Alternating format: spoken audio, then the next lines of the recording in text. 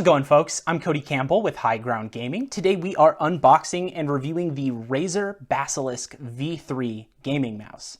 I'm going to start by walking you through the specs, then we'll open it up, let you take a look at it. After that, we'll go to the review portion where I'll give you my thoughts on it, and then we'll go to High Ground Gaming's final score. Stick around. So the Basilisk V3 is a wired gaming mouse. It comes with Razer's Gen 2 optical switches. It has an ergonomic design. It has a Razer Focus Plus 26,000 DPI optical sensor. It has 11 programmable buttons, 5 onboard memory profiles, a smart scroll wheel, and Razer's Chroma RGB control. That's about it for the specs though. Let's open it up. So we've got some paperwork here. There's the instructions. Here's a protection warranty thing. And then we've also got some stickers. Gotta love gaming stickers. Other than that, it looks like it's just the mouse. Okay, so the cable looks like it's made of a somewhat soft braided material. That's nice. It's very light, which is good since you'll be whipping it around and all that. The mouse itself doesn't have a lot of weight to it. It's ergonomic, so it's large to fit the hand, but it isn't heavy. Feels like it's made of a very light plastic material. The plastic is textured in a really nice way. This is very comfortable on the hands. The scroll wheel and the switches both feel very nice, as do the side buttons there. We've got one for the thumb right there, and then we've got 2 larger ones on the top. Then we've got 2 center buttons. And then I believe there's a front and back mouse click as well as a center mouse click. So that's 1, 2, 3, 4, 5, 6, 7, 8, 9, 10. There should be 11. Where's the one I'm missing? Oh, got one on the bottom here. Also looks like it has an LED strip that's gonna kind of run along the underside here and then up along the edge. And I imagine that is probably gonna light up too. Overall, the first impression is good. It feels comfortable in the hand, and I'm pretty excited to try it out. So I'm gonna go ahead and throw it on my computer. I'm gonna play some games, and we'll be right back with the review portion. Don't go anywhere. All right, I've spent some time with the Razer Basilisk V3, and I'm ready to talk about it. But first, hit that like and subscribe button.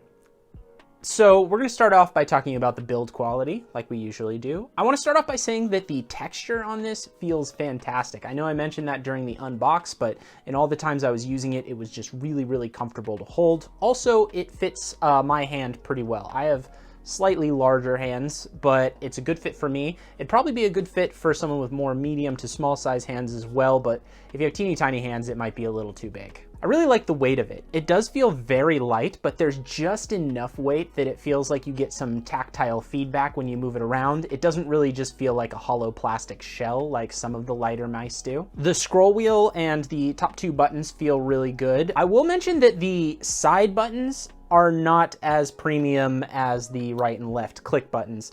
These feel a little mushy, a little plasticky. They don't feel like they've got the super high quality switches that these do, especially the DPI shift button.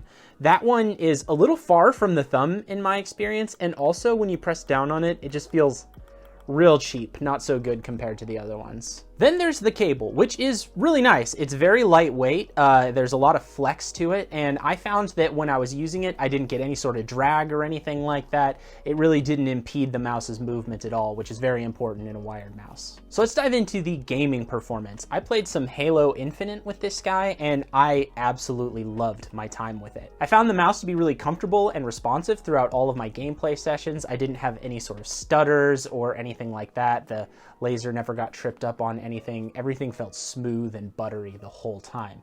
It also glides really well. These skates on here are pretty premium. I tried a couple different kinds of mouse pads and it always offered little to no resistance. Also, the DPI on this thing going up to 26,000 is insane. You can set it anywhere from 100 DPI to 26,000 DPI, and that is a tremendously wide range. 26,000 DPI is incredibly sensitive. Just a tiny little flick and the cursor is just gonna shoot across your monitor. Most users probably aren't gonna need that level of sensitivity, but it's nice that it's there as an option for the people that do want it. Next, we're gonna talk about the Razer Synapse software. Now, There's a lot to talk about in here. First of all, the Chroma Studio has 11 different lighting effects that you can use. Not only that, but you can adjust the color, speed, direction, and you can do cool things like you can do targeted lighting, so certain areas of the mouse are lit in certain ways, like you can do the scroll wheel one way, the symbol the other, and then different segments of the underlight in different ways.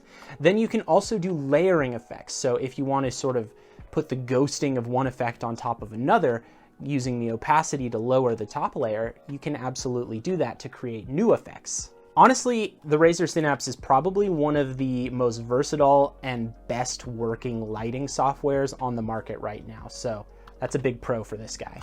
On the more practical sides of things, you can also use the software to control button mapping, to set DPI stages. You can actually calibrate the mouse to your mouse pad so that it reads the surface better. You can adjust polling rates, and then you can mess around with the smart scroll wheel. Now this is interesting because there's a few different effects that this scroll wheel has. First of all, you can switch between tactile and free spin. But there's also a couple of other smart effects. First of all, there's smart scroll acceleration. So when you're scrolling normally, it will just scroll down at the typical rate you would expect. But when you flick the wheel and move it quickly, it'll shoot down the screen.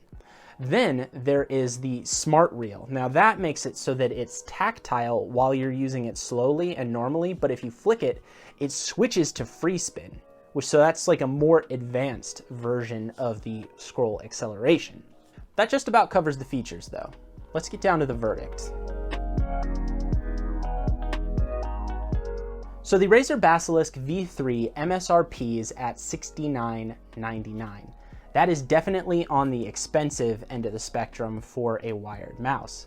It's a pretty typical launch point considering that's right around where the V2 and the Logitech G502 Hero launched. The only thing is now the V2 and the 502 Hero, those are both around $35. So they're about half the price of this mouse. So the question becomes, what's the best mouse for the money? And it's kind of hard to see how the new additions in the V3 merit paying twice the price of the V2. So if you're looking for a value proposition, then this mouse is definitely on the expensive side. But if you're looking for a high quality gaming mouse and you want an upgrade from the V2 and you're willing to pay the extra money for it, then we think that this is a solid option. So we ended up giving it a 4.2 out of 5. Yes, the smart scroll wheel's a little gimmicky, but overall, it is an incredibly well-built mouse. It works really well both for casual and competitive gaming. It has a wide range of adjustability, a higher DPI than most mice on the market, and it does have a few bonuses. Plus, the Razer Synapse software is probably one of the better softwares out there. So we really like it, but we think some of you are probably going to want to wait until it's a little bit cheaper. That's about it for us today though, folks. Why don't you go ahead and drop down into the comments and let us know what you think. Do you think raising the DPI higher and higher and adding features like the smart scroll wheel are what's best for the next generation of gaming mouse? Or do you think that there's something out there that's not being addressed? While you're at it, go ahead and like and subscribe if you haven't already. We've got lots more content coming real soon and we'd hate for you to miss any of it. Okay, everybody. Thanks for watching. Happy gaming.